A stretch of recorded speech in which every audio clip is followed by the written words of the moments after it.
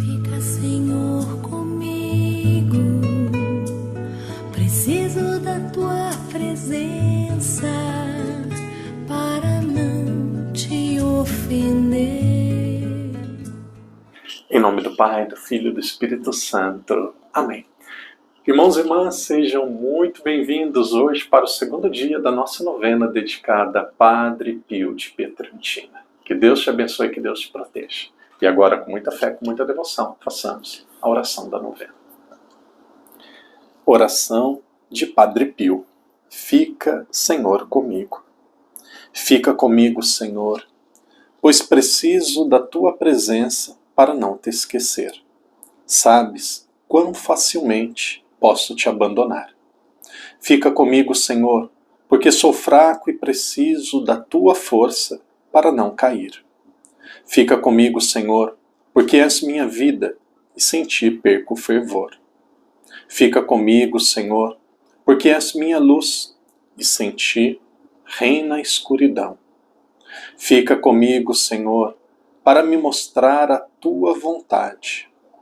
Fica comigo, Senhor, para que ouça a tua voz e te siga. Fica comigo, Senhor, pois desejo amar-te e permanecer sempre em tua companhia. Fica comigo, Senhor, se queres que te seja fiel. Fica comigo, Senhor, porque mais pobre que seja minha alma, quero que se transforme num lugar de consolação para ti, um ninho de amor.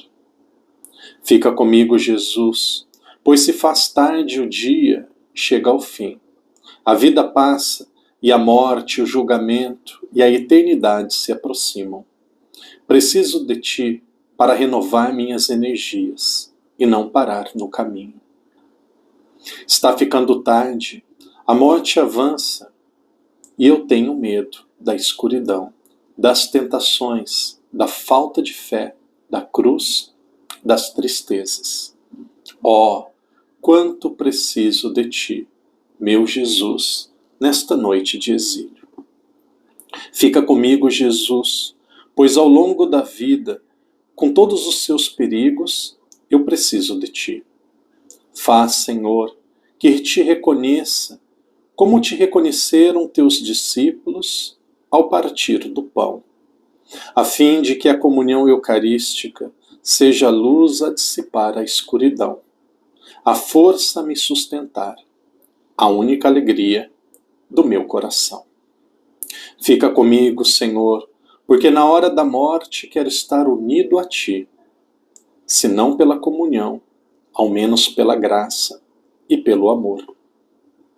Fica comigo, Jesus, não peço consolações divinas, porque não as mereço, mas apenas o presente da tua presença. Ah, isso sim, te suplico. Fica comigo, Senhor, pois é só a ti que procuro, teu amor, tua graça, tua vontade e teu coração, teu espírito, porque te amo. E a única recompensa que te peço é poder te amar-te sempre mais. Como este amor resoluto desejo amar-te de todo o coração enquanto estiver na terra, para continuar a te amar perfeitamente por toda a eternidade. Amém. Em silêncio, apresente a Deus, por intercessão de São Padre Pio, a sua intenção para esta novena.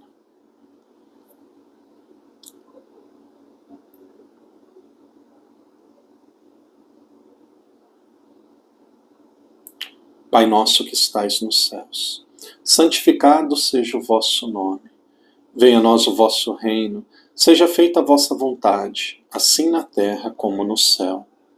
O pão nosso de cada dia nos dai hoje. Perdoai-nos as nossas ofensas, assim como nós perdoamos a quem nos tem ofendido. E não nos deixeis cair em tentação, mas livrai-nos do mal. Amém. Ave Maria, cheia de graça, o Senhor é convosco. Bendita sois vós entre as mulheres, e bendito é o fruto do vosso ventre, Jesus. Santa Maria, Mãe de Deus, rogai por nós, pecadores, agora e na hora de nossa morte. Amém. Glória ao Pai, ao Filho e ao Espírito Santo, como era no princípio, agora e sempre. Amém. São Padre Pio, rogai por nós. Querido irmão, querida irmã, seja muito bem-vindo. Hoje é o segundo dia da nossa novena dedicada a Padre Pio. A partir de hoje nós vamos começar a meditar sobre os amores de Padre Pio. Os amores que ele tinha, e aqui não adianta pensar em nada apenas humano. Padre Pio era uma pessoa apaixonada por Deus. E aqui nós que somos católicos, é importante nós termos clareza sobre isso. O nosso amor ele deve ser de três formas diferentes, ou nós devemos amar três realidades diferentes. Primeiro, nós temos o amor espiritual. Depois nós temos o amor moral. E por fim nós temos a justiça social. O que significa o amor espiritual? O amor espiritual é Deus, ou a Deus, as coisas de Deus. Nós devemos amar a Deus. Esse é o amor espiritual. O que significa o amor moral? O amor moral significa ter uma conduta correta, uma pessoa que vive aquilo que Deus ensina, uma pessoa que é fiel aos mandamentos. Ninguém pode sustentar uma vida dupla por muito tempo.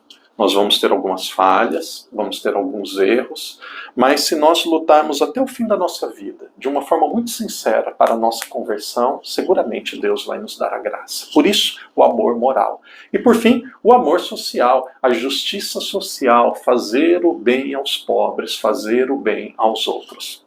Nós vamos encontrar na vida de Padre Pio que ele construiu um hospital enorme, com muita doação. Hospital que é considerado um dos melhores da Itália, seguramente uma referência naquela região, hoje de San Giovanni Rotondo. Padre Pio, quando nós falamos de amor espiritual, amor a Deus, ele foi uma pessoa de amor à Eucaristia. Padre Pio celebrava a missa todos os dias. Muitas vezes, devido ao estigma, ou aos estigmas, Padre Pio ele celebrava com febre. Mas Padre Pio ele celebrava com tanta devoção. Dizem que as missas de Padre Pio muitas vezes demoravam mais de 3 horas. Porque ele meditava sobre aquilo que ele estava celebrando. Ele se entregava em cada santa missa. Muitas vezes ele chegou até a levitar. Irmão, irmã, a Eucaristia é o nosso maior tesouro. É impossível ser católico sem o amor à Eucaristia. Claro que existem pessoas que não podem comungar por diferentes motivos. Mas se você, por algum motivo, não pode comungar, procure a igreja, partilhe com a igreja, divida com a igreja, divida com um padre que você conhece, um padre da sua confiança, qual é a sua situação. Vamos procurar soluções. Já acompanhei aproximadamente 10 pessoas na diocese que eu moro, diocese de Macau, para procurar o tribunal eclesiástico. Muitas vezes ajudo a pessoa a escrever aquilo que ela precisa, muitas vezes ajudo a pessoa a procurar o tribunal e ir atrás de testemunho daquilo que precisa. Por quê? Porque eu quero ver uma pessoa comungar, eu quero ver uma pessoa receber a Eucaristia. Padre Pio era profundamente apaixonado pela Eucaristia. Ontem eu partilhava que, nesse tempo que eu fiquei no Brasil, eu tive a oportunidade de rever amigos, parentes, visitar comunidades que eu participei. Também tive a oportunidade de ouvir alguns fiéis. E algumas coisas me causou um certo espanto. Algumas pessoas perguntavam assim: Padre, eu ouvi dizer na missa, ouvi dizer de um sacerdote que faltar à missa aos domingos não é pecado mortal, não é pecado grave. Que se eu fizer uma caridade, ajudar os pobres, não tem importância nenhuma. Com todo respeito aos meus irmãos no sacerdócio, aos seminaristas, aos leigos, uma pessoa que diz isso, ela está fazendo um desserviço enorme. Uma pessoa que não participa da missa, claro que ela tem as suas razões. Por exemplo, alguém que está cuidando de um enfermo, cuide de um enfermo, você está amando a Deus. Alguém, de repente, que tem um problema de saúde grave, se você não consegue ir à missa, você não tem a obrigação de ir, porque você não pode. Mas agora falando de forma ordinária por pessoas que não vão, porque estão cansadas, porque de repente tiveram uma festa para ir, porque de repente apenas tiveram preguiça. Queridos irmãos e irmãs, o que é um pecado grave? O que é um pecado mortal? E aqui está a primeira parte. Um pecado grave é um pecado mortal, é um pecado contra os 10 mandamentos. É um pecado que mata a vida da graça de Deus na sua alma. Primeiro, amar a Deus sobre todas as coisas. Se você amou a festa mais do que a Deus, mais do que a Eucaristia, você matou a vida da graça na sua alma. Se você amou a sua preguiça a você mesmo mais do que a Deus, é um pecado contra o primeiro mandamento. Muitas vezes as pessoas vão dizer assim, mas porque Deus é misericordioso, Deus é tão bom, Ele entende tudo. Se você se justifica desta forma, mais um pecado. Pecado contra o segundo mandamento. Usou o nome de Deus em vão. Está usando o nome de Deus para se justificar de algo que é injustificável. Pecado contra o terceiro mandamento. Por que é um pecado contra o terceiro mandamento? Porque guardar domingos e dias de guarda, guardar o dia do Senhor, que para nós é os domingos. Então, muitas vezes as pessoas que não vão na missa, sem uma razão óbvia, sem uma razão séria, peca contra o primeiro, contra o segundo, contra o terceiro. Claro que é um assunto difícil para os padres dizerem. Claro que muitas vezes não é fácil procurar uma confissão, mas esse é o ensinamento oficial da igreja.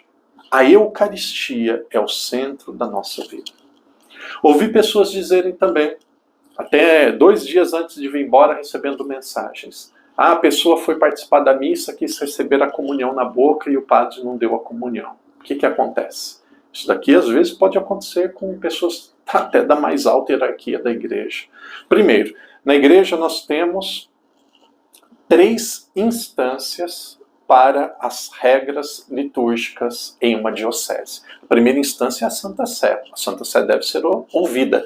A segunda, mesmo não tendo autoridade doutrinária para definir dogmas em questões de liturgia e de prática, ela deve ser ouvida, que é a Conferência dos Bispos. No Brasil temos a CNBB, em Portugal temos a Conferência dos Bispos Portugueses.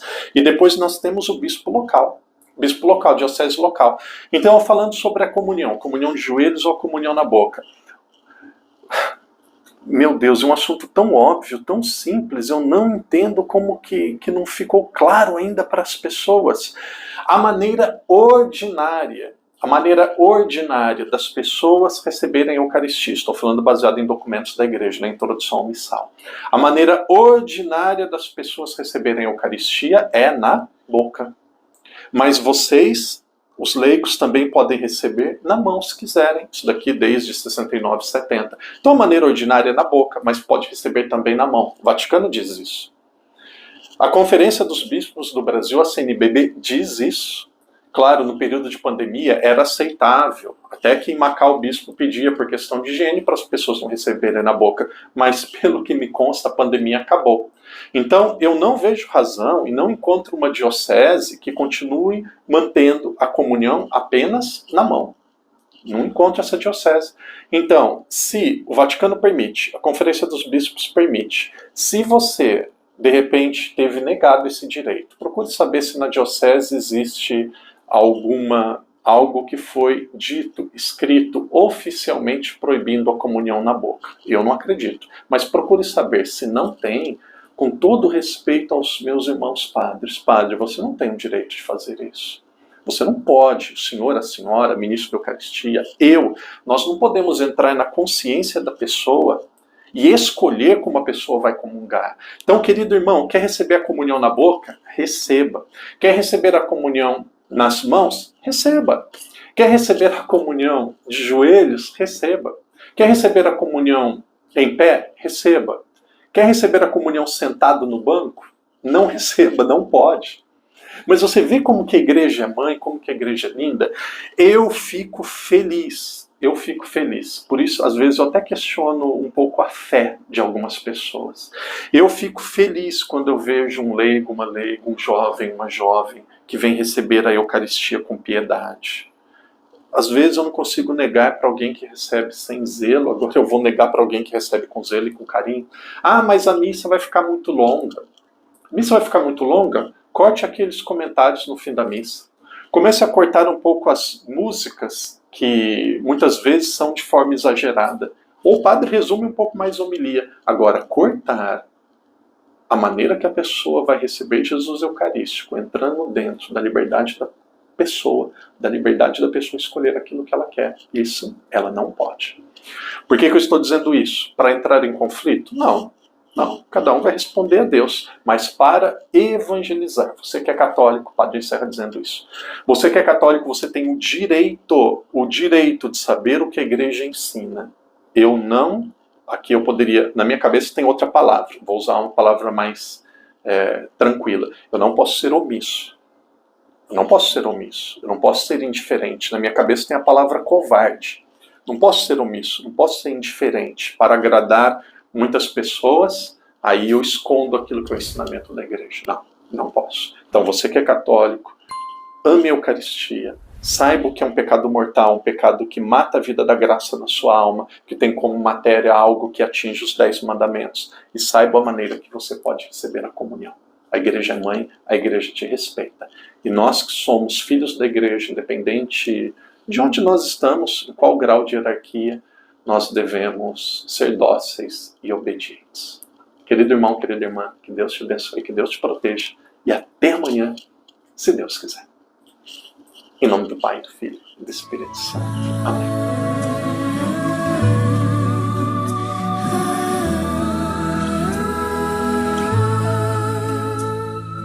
Fica, Senhor, comigo. Preciso da tua presença para não te ofender. Sabes quão facilmente sou fraco e te abandono. Preciso de ti para não cair. Fica, Senhor, comigo. Se queres que eu te seja fiel, seja-me aquele abrigo. Pois embora minha alma, muito pobrezinha, deseja ser pra ti lugar de consolação, carinho e adoração,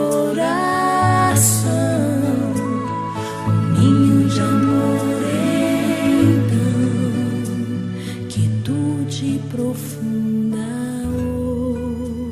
oração.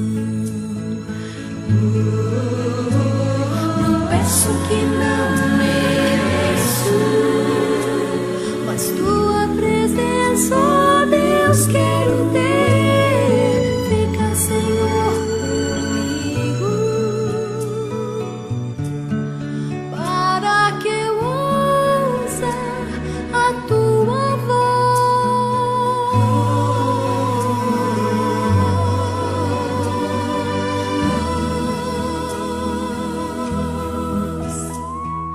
Fica, Senhor, comigo. Fica, meu grande amigo. Fica, Senhor, comigo. Fica, meu grande amigo. Não peço que não mereço, mas tua presença, ó Deus, quero ter. Fica, Senhor, comigo, para que eu ouça a tua voz.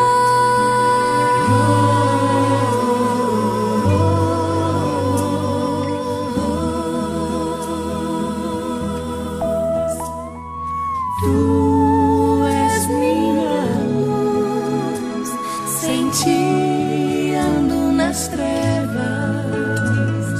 Fica, Senhor, para me dar a conhecer tua vontade.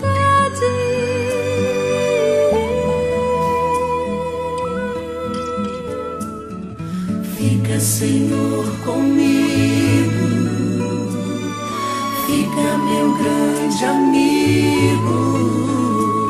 Minha alma é tão pobrezinha,